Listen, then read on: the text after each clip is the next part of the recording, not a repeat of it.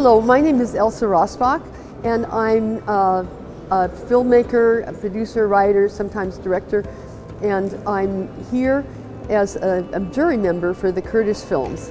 And I've also brought with me a film that I made as a producer and co-writer in my own company called The Killing Floor, which the festival has Kurdish subtitles on this film. It was in Cannes twice, most recently in 2021, and it tells an unknown story of the U.S. struggles of our labor movement.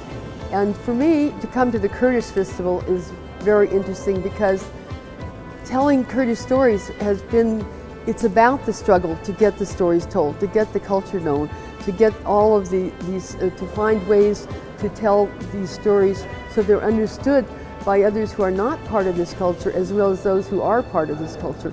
I just now was at a very interesting panel discussion with a translator, the issue of how to bring all of the rich classic Kurdish literature with lots of drama into it to make films out of it. Like Kurdistan has their own Romeo and Juliet. I feel Kurdish film will have a future if you solve one difficult problem, which is to tell stories, as we did.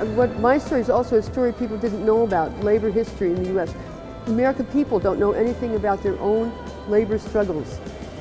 People don't know about the Kurdish struggles. So to tell a story, you have to give the context.